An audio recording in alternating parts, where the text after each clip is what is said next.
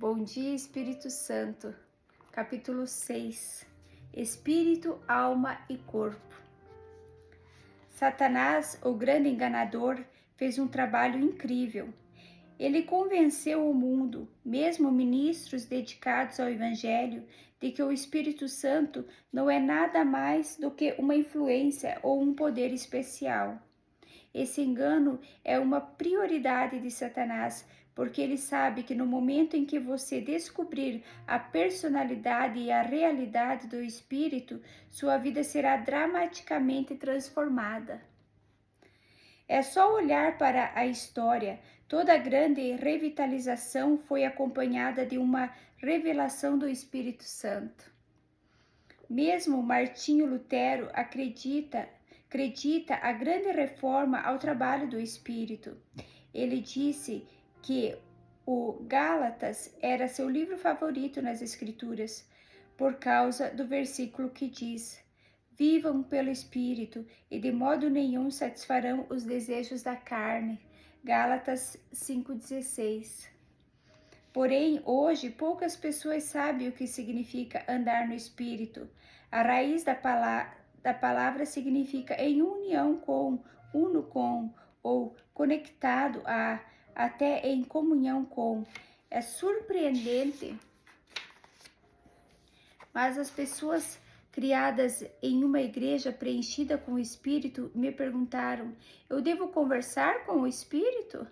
Recentemente fui convidado para falar em uma grande e histórica igreja pentecostal e a congregação ficou chocada quando eu disse: vocês são os que redescobriram o Espírito Santo. Mas o colocaram em uma gaiola. Expliquei: acharam que os católicos não poderiam tê-lo? Acharam que os batistas não poderiam tê-lo? Porém, tenho uma notícia para vocês. Ele saiu da gaiola e caminhou para as igrejas de São Miguel, Primeira Batista, Metodista Unida e todas as outras. Milhões de pessoas foram tocadas pelo Espírito, mas seu crescimento espiritual foi impedido pelo clero que, diferentes razões, decidiu subordinar a terceira pessoa da Trindade. Infelizmente, a Igreja de Jesus Cristo tem ignorado o que estou lhe dizendo. O fato de estar lendo este livro, no entanto, me diz que você tem uma vontade pessoal de conhecer o Espírito Santo. Você pode ser preenchido com o Espírito e possuir um encontro inegável com ele, mas uma compreensão profunda do Espírito Santo não surge da noite para o dia. Para mim, demorou anos e anos de seu direcionamento e de revelação nas Escrituras. E ainda estou aprendendo a cada dia a divindade. O que estou prestes a compartilhar com vocês em relação à divindade me deu uma imagem totalmente nova do Pai, do Filho e do Espírito Santo. Descobri que Deus é um Espírito eterno, ainda que com forma imaterial, mas ele frequentemente se revela pela forma e outras características humanas. Deus Pai. O que dizer da forma que Deus frequentemente aparece ao homem? Quando Ezequiel teve uma visão de Deus em 993 anos antes de Cristo, 593 anos antes de Cristo, descreveu-o sentado sobre uma expansão que separava as criaturas da glória do Senhor. Ele viu o que parecia um trono de safira, e bem no alto, sobre o trono, havia uma fumaça que parecia um homem. Ezequiel 1:26. Qual era a aparência de Deus Pai? A de um homem. Você diz: ensinaram-me que Deus é Espírito. Sim, mas é Espírito com uma forma misteriosa, não uma nuvem flutuando no espaço. O apóstolo João, no Apocalipse, descreveu-o como o brilho refletido de pedras preciosas e escreveu: Imediatamente me vi tomado pelo Espírito, e diante de mim estava um trono no céu, e nele estava sentado alguém. Aquele que estava sentado era de aspecto semelhante a jaspe e sardônio. Apocalipse 4, 2-3. Os profetas descreveram as feições de Deus com um grande detalhe. Isaías diz: seus lábios estão cheios de ira, e sua língua é fogo consumidor. Seu sopro é como uma torrente impetuosa que sobe até o pescoço. Isaías 30, 26 e 27. E Deus revelou o fato de que ele pode ver. Fizeram o mal diante de mim. Isaías 66, 4. Para minha surpresa, descobri que Deus está descrito como tendo a semelhança de dedos, mãos e rosto. Depois que o Senhor falou com Moisés no Monte Sinai, entregou-lhe as tábuas de pedra escritas pelo dedo de Deus. Êxodo 31, 18. Depois o Senhor disse a Moisés: você não poderá ver a minha face, porque ninguém poderá ver-me e continuar vivo. Êxodo 33, 20. Até falou com Moisés sobre as suas costas. Ele disse: quando a minha glória passar, eu o cobrirei com a minha mão até que eu tenha acabado de passar.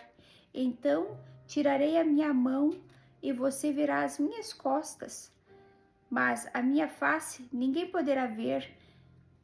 Se Deus se revelasse somente na forma de um espírito invisível, como seria possível que Adão e Eva ouvissem seus passos? Ouvindo o homem e sua mulher os passos do Senhor Deus, que andava pelo jardim quando soprava a brisa do dia. Gênesis 3:8. Deus também possui um coração, então o Senhor arrependeu-se de ter feito o homem sobre a terra, e isso cortou-lhe o coração. Gênesis 6:6. Como um fogo ardente, agora vejamos o Filho. Antes de o Senhor Jesus vir à terra, ele, como Deus Pai, tinha somente uma forma imaterial. Seu corpo terreno de carne, sangue e ossos lhe foi dado quando nasceu, como um bebê em Belém. E como você, ele cresceu para se tornar um homem. Se eu perguntasse entre o Pai, o Filho e o Espírito Santo quem é uma pessoa real, a maioria das pessoas diria o Filho. Podemos nos identificar com Cristo porque ele assumiu a forma de um ser humano. Na verdade, se você não acreditar que Cristo viveu, morreu e ressuscitou dos mortos, será impossível você ser um cristão. Esse é o fundamento que torna possível sua salvação.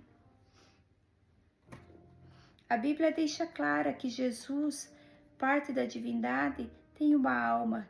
No Getsêmani, antes da crucificação, ele falou aos discípulos: a minha alma está profundamente triste, em uma tristeza mortal. Marcos 14:34. Temos uma descrição física de Cristo que molda a nossa imagem dele. Sabemos, por exemplo, que usava barba e tinha cabelo comprido. Na profecia do Antigo Testamento que se refere ao sofrimento do Messias, o Senhor diz: ofereci minhas costas àqueles que me batiam, meu rosto àqueles que me arrancavam minha barba. Isaías 50, versículo 6. Cristo era também um nazareno de uma cidade onde os homens costumavam usar cabelos compridos. Hoje, Cristo, em seu corpo ressuscitado, está sentado à direita de Deus Pai, e como é sua aparência, no Apocalipse, João teve uma visão dele, com uma veste que chegava aos seus pés e um cinturão de ouro ao seu redor do peito. Sua cabeça e seus cabelos eram brancos como a lã, tão brancos quanto a neve, e os seus olhos eram como chama de fogo. Sua face era como o sol que, quando brilha, em todo o seu fulgor. Apocalipse 1, 13, 14 e 16. Em sua cabeça havia uma coroa. Apocalipse 14, 14. E em seu manto estavam escritas as palavras Rei dos Reis e Senhor dos Senhores. Apocalipse 19, 16. João não está falando de Deus Pai, é o Filho do homem, e o seu corpo humano glorificado é diferente da forma divina de Deus Pai. Uma mente própria. E o Espírito Santo, ele também possui uma mente, uma vontade e emoções? Ele possui um corpo, certamente. Esse é um assunto que a maioria dos ministros tem medo de discutir, mas eu tenho experimentado a pessoa do Espírito Santo. Sem dúvida, todos concordamos que ele é um espírito. Isso é parte do seu nome, mas em seu ser interior, ele é realmente uma pessoa? Primeiro, o Espírito Santo tem uma mente própria. Falando do Espírito Santo, Paulo disse: "E aquele que sonda os corações conhece a intenção do Espírito, porque o Espírito intercede pelos santos de acordo com a vontade de Deus." Romanos 8:27. A mente do Espírito é diferente daquela do Pai e do Filho.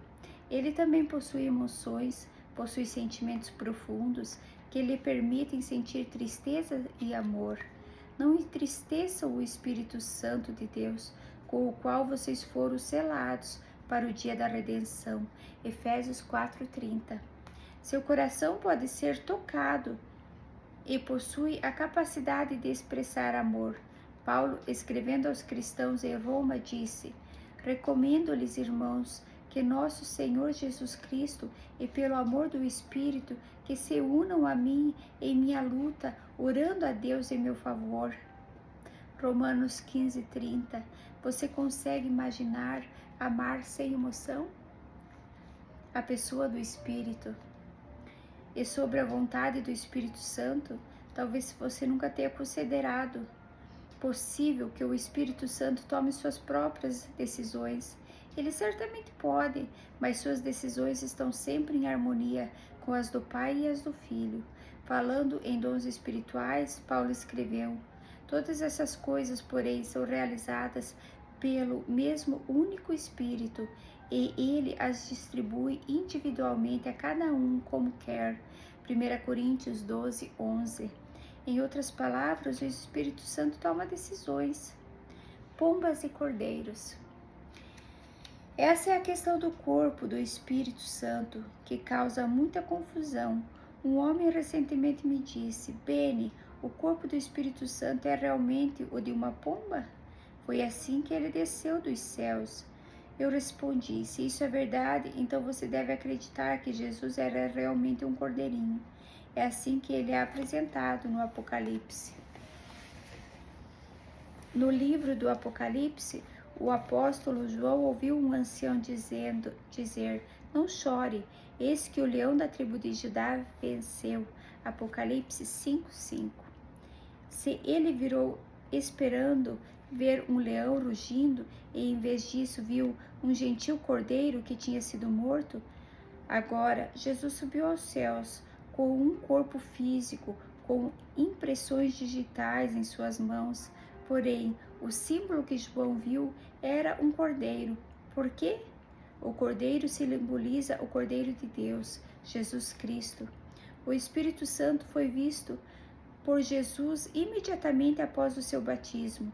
O céu se abriu e ele viu o Espírito de Deus descendo como uma pomba pousando sobre ele. Mateus 3:16.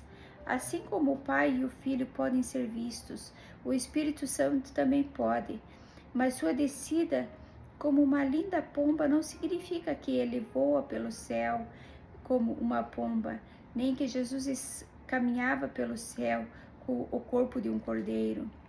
No Apocalipse, o Espírito Santo foi visto novamente como 7 lâmpadas de fogo. Apocalipse 4:5. Seu Espírito apareceu como uma pomba em Mateus, não se pode esperar que ele tenha um corpo de 7 velas ou 7 tochas de fogo. O Espírito Santo não tem forma de 7 lâmpadas, nem de uma pomba.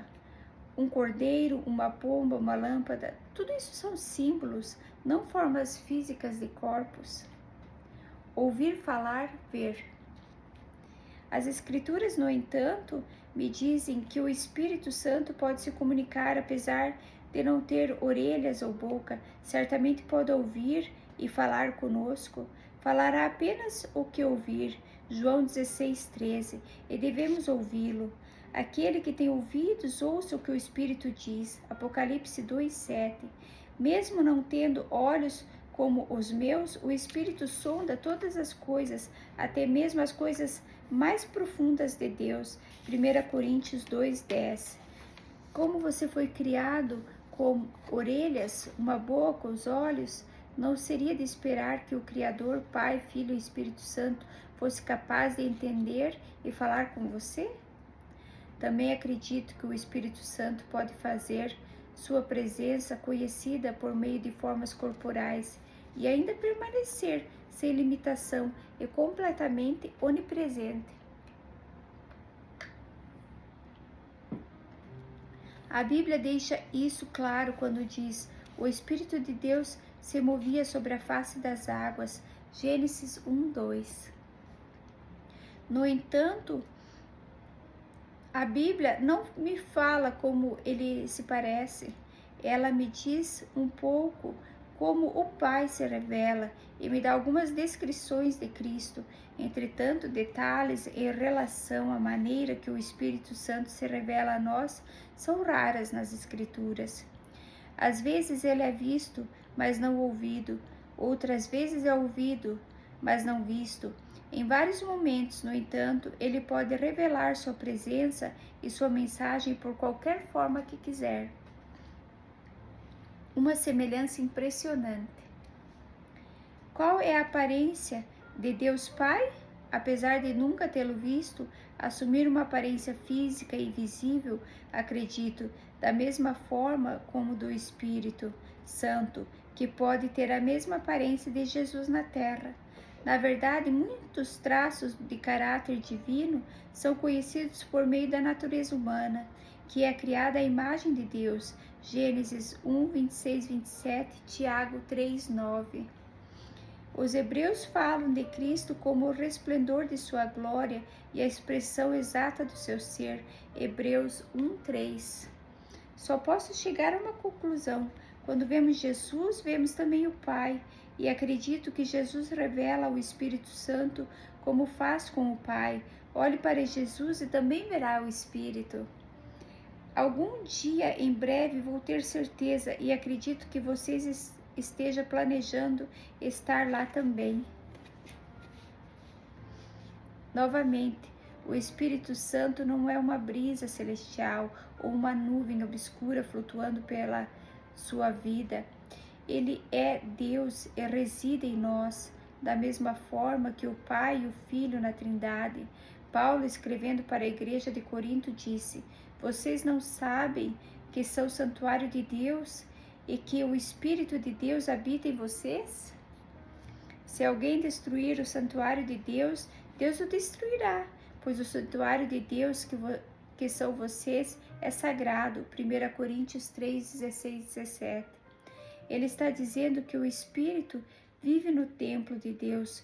Somos aquele templo e o Pai e o Espírito estão igualmente em nós, igual ao Pai e ao Filho.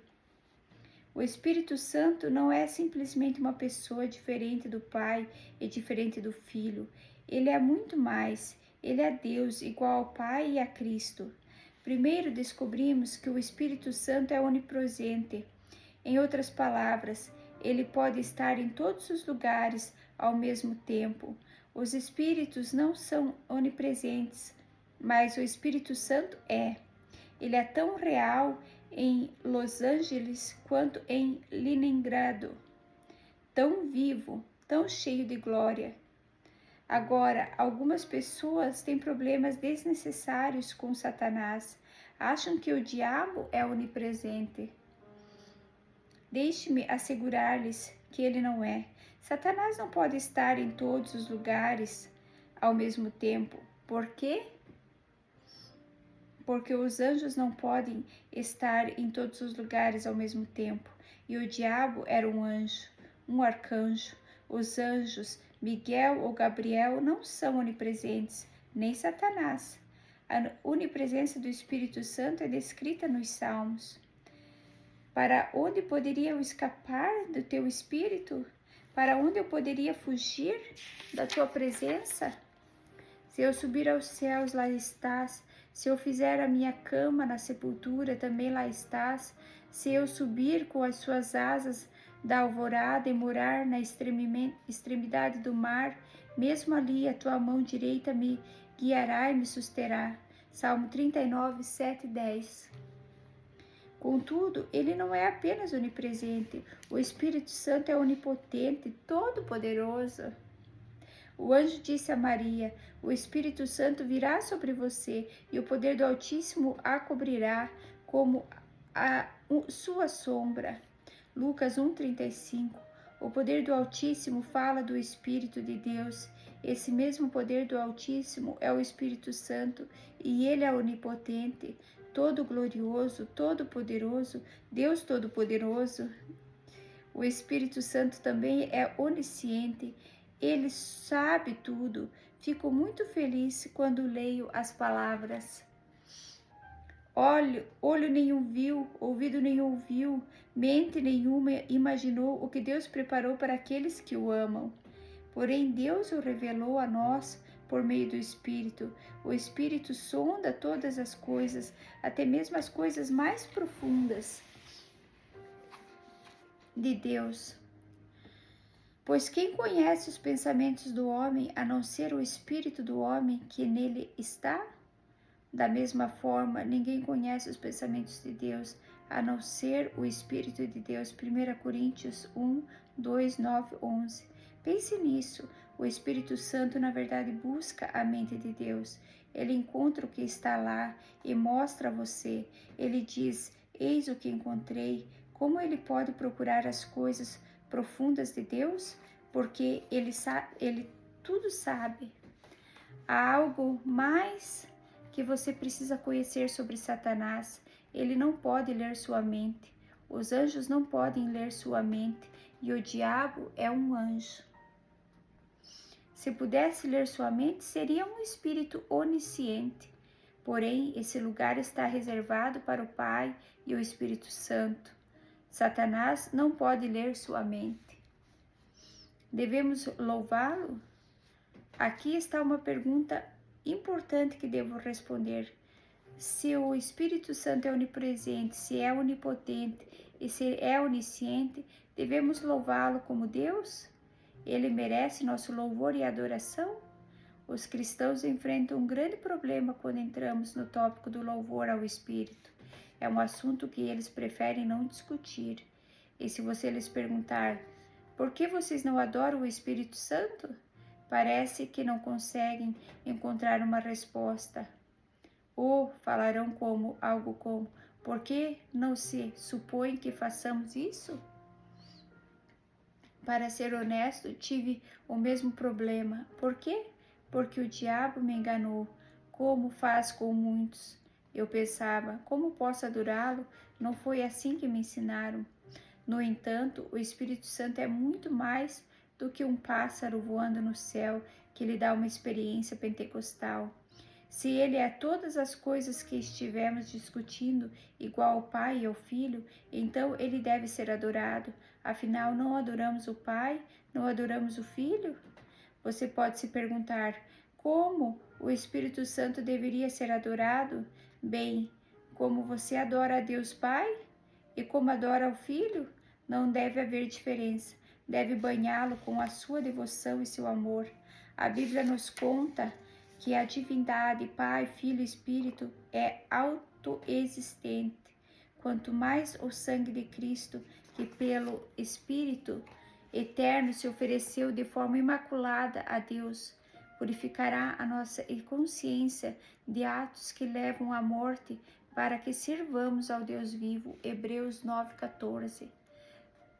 Quando aprendemos sobre os anjos, descobrimos que eles estão presentes somente por causa da existência de Jesus. Porém, eu tenho uma novidade para você. Deus, Espírito Santo, pode ser chamado de Eu Sou, da mesma forma que o Pai e Deus Filho. Óleo, água, nuvens e luz. Desde o meu primeiro encontro com o Espírito Santo, experimentei a realidade crescente de sua presença. Cada passagem da Escritura, cada encontro e cada revelação faz minha caminhada no Espírito mais completa. Recentemente, durante um período de estudo na palavra, falei para minha esposa: Sabe, sinto a presença de Deus sobre mim. Eis o que me tocou aquela noite enquanto estava traçando os sentidos das palavras e a conexão com o Espírito. Estava me perguntando o que realmente significa entristecer o Espírito? O que aprendi foi que o Espírito Santo não é só um Espírito que pode ter forma, ele é tão real que pode ter resistência. Muitas pessoas acham que o Espírito Santo é um vento, porém ele não é. Ele é somente um símbolo de uma longa lista usada e descrita para comunicar sobre o Espírito, óleo, água, pomba, luz e muito mais. Certamente não significa que ele se pareça com esses símbolos.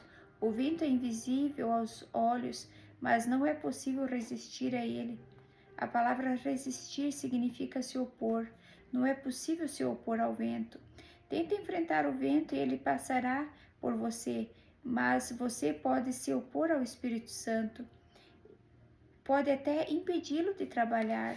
Estevão, em seu discurso no Sinédrio, citou Moisés dizendo: Povo rebelde, obstinado de coração e de ouvidos, vocês são iguais aos seus antepassados, sempre resistem ao Espírito Santo.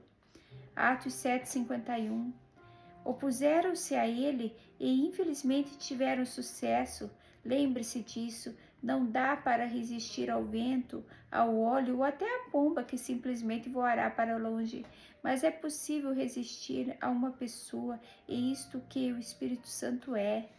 Depois tracei as palavras sofrer e sofrimento no original grego. A raiz da palavra é lupa, e aqui está o seu significado: sentir dor no corpo e na mente. Significa sofrer angústia mental e física. O Espírito Santo é uma pessoa, ou Paulo não teria dito: não entristeça o Espírito Santo de Deus. Efésios 4:30. O Espírito Santo não fica apenas magoado, a mágoa opera no nível das emoções, ele sofre e isso vai mais fundo. E não é somente isso, mas o Espírito Santo pode ser apagado. A palavra significa matar. Paulo avisou a igreja de Tessalônica: não apaguem o Espírito. 1 Tessalonicenses 5,19. Não se pode apagar o vento ou os símbolos, mas se pode parar uma pessoa, e isso que é o Espírito Santo. Tão facilmente ferido.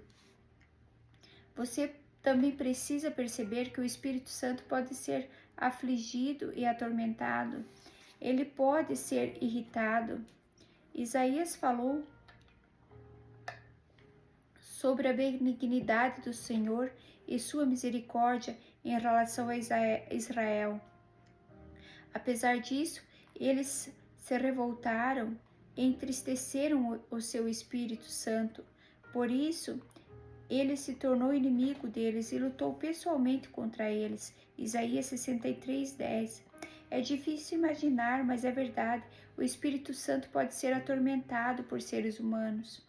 Na linguagem original, irritar traz o sentido de cansar, perturbar e até afligir.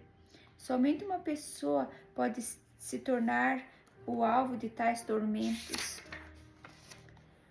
Um vento forte não pode ser equiparado, mas o Espírito Santo pode. Veja, os que foram para a terra do norte deram repouso ao meu espírito. Zacarias 6:8. O Espírito Santo é uma pessoa que responde aos seus desejos. Pode mandá-lo ficar quieto e ele obedecerá. No entanto, depois você corre o risco de entristecê-lo. Muitas vezes, em reuniões públicas, vi o Espírito Santo prestes a falar e depois se calar por causa de alguma manifestação carnal. Nesses momentos sagrados, senti o Espírito Santo se retirando. O Espírito Santo não é um lutador, é uma pessoa amorosa. Se você resiste a ele, acabará indo embora. Não é como Satanás, que a Bíblia afirma que foge se você resistir. O Espírito Santo não fugirá de medo, mas deixará sua presença com o coração ferido. Se ele se entristecer, se retirará gentilmente. Se é apagado, partirá em silêncio. Como o trágico pensar que as pessoas podem atormentar ou tentar silenciar uma pessoa tão amorosa, mas elas fazem isso. Os filhos de Israel fizeram, e hoje, enquanto ele ainda anseia por nosso amor e nossa companhia, nós o ferimos com nossa ignorância e rebelião. Ainda consigo ouvir Kathleen Kuhlman em Pittsburgh chorando com tanta agonia. Por favor, não entristeçam, ele é tudo o que eu tenho.